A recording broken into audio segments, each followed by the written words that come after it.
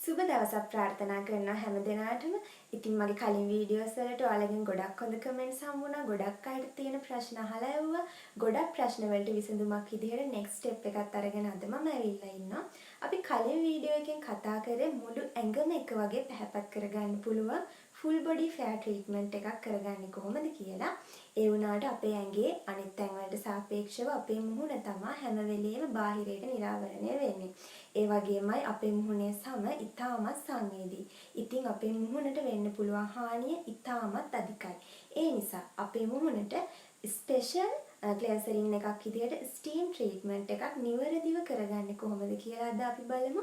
මේ ට්‍රීට්මන්ට් එකෙන් අපේ මුහුණ ඉතාම හොඳින් පිරිසිදු වෙනවත් එක්කම පැහැදිලි පැහැපත් බවක් ලැබෙනවා.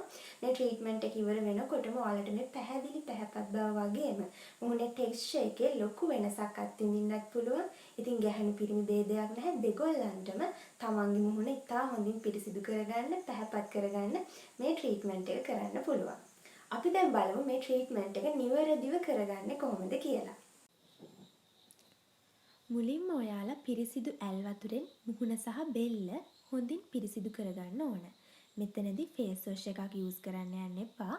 මීට පැයකට විතර කලින් ෆේස් වොෂ් එකක් යූස් කරලා මුහුණ බෙල්ල සෝදන් හිටියට කමක් නැහැ. මේ වෙලාවේ ජස්ට් පිරිසිදු වතුරෙන් සෝද ගන්න. ඊළඟට පිරිසිදුව ඉවත් කරගත් කෝමාරිකා මද සමග කහ කුඩු අපි මේ ට්‍රීට්මන්ට් එකට යූස් කරනවා. මේකට ඔයාලා නිවසේ ආහාර සකස් කිරීමේදී භාවිතා කරන කහ කුඩු යූස් කරාට කිසිම ප්‍රශ්නයක් නැහැ. මොකද අපි මේක මූණේ ඇප්ලයි කරන්නේ නැහැ. කහ කුඩු වලින් එන වේපර් එකෙන් විතරයි ට්‍රීට්මන්ට් එක කරන්නේ. ඊළඟට පිරිසිදු උණු වතුරට කෝමාරිකා මද සහ කහ කුඩු මිශ්‍ර කරලා විනාඩි 10ක් මුහුණ සහ බෙල්ල අවට ප්‍රදේශය ස්ටීම් කරගන්න. ස්ටීම් එක කරන අතරතුර හිස කෙස් මුහුණට වැටෙන්න නොදී ටයිට්ලි බැඳ ගන්න. ඒ වගේම අපි මෙතනදී භාවිතා කරන්නේ නටන උණු වතුර නෙමෙයි, රස්නේ තියෙන උණු වතුර. කිසිම වෙලාවක මුහුණ මේ උණු වතුර එකත් එක්ක ළඟටම ගන්න එපා. ඔයාලට කම්ෆර්ටබල් ඩිස්ටන්ස් එකක් මේ දෙක අතර තියාගන්න. අඟල් 6ත් 10ත් අතර දුර ප්‍රමාණයක් මීට ප්‍රමාණවත් වෙනවා. ඊළඟට විනාඩි 10කට පස්සේ අපි දැන් ස්ටීම් එක කරලා ඉවරයි. ඊට පස්සේ අපිට පුළුවන් මුහුණ මසාජ් කරගන්න. ඇඟිලි තුඩු වලින් නලල, කම්බුල්, බෙල්ල කියන ප්‍රදේශ මසාජ් වෙන ආකාරයට උඩු අතට මසාජ් කරන්න. එහෙම නැති වුණොත් අපේ මුහුණ තෙල් සහිත සංවේදී තත්යකට පත් වෙන්න පුළුවන්.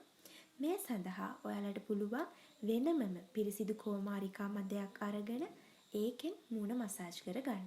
මේ විදිහට මූණ මසාජ් කරගත්තට පස්සේ විශේෂයෙන්ම අපි අපේ මුහුණේ සමට හොඳ රෙස්ට් එකක් දෙන්න ඕන.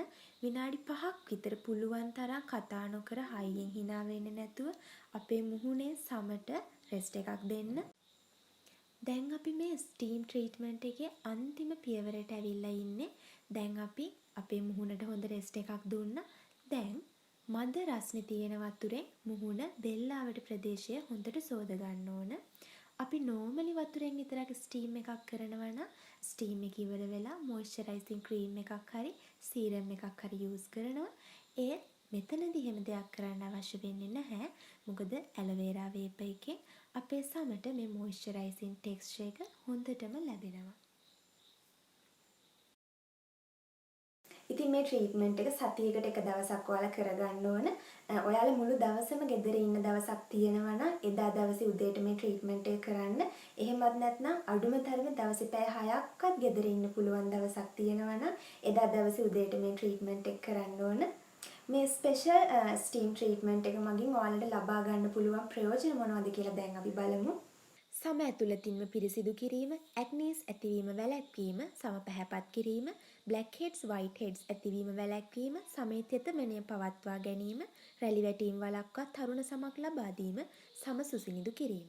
හොඳයි, දැන් ඔයාලා දන්නවා මේ ස්ටීම් ට්‍රීට්මන්ට් එකක් හරියටම කරගන්න ඕන කොහොමද කියලා. අපි ඊළඟ වීඩියෝ එකෙන් බලමු. ගොඩක් දෙනාට තියෙන ප්‍රශ්නයක් තමයි මේ තොල්වල දුර්වර්ණ වීම, එහෙමත් නැත්නම් තොල් පැලෙන ප්‍රශ්න, තොල්වල තෙතමනය අඩු ගතිය. මේ දේවල් නිසියාකාරව පවත්වා ගන්න අපිට මේ ලිප්ස් වලට කරන්න පුළුවන් හොඳම ස්වභාවික ට්‍රීට්මන්ට්, ඒ වගේම දීර්ඝකාලීනව පවතින සයිඩ් ඉෆෙක්ට් නැති ට්‍රීට්මන්ට් මොනවද කියලා next වීඩියෝ එකෙන් බලමු. තාමත් channel එක subscribe කරලා නැත්නම් channel එක subscribe කරන්න. ඊළඟ වීඩියෝ එකෙන් මම එනවා.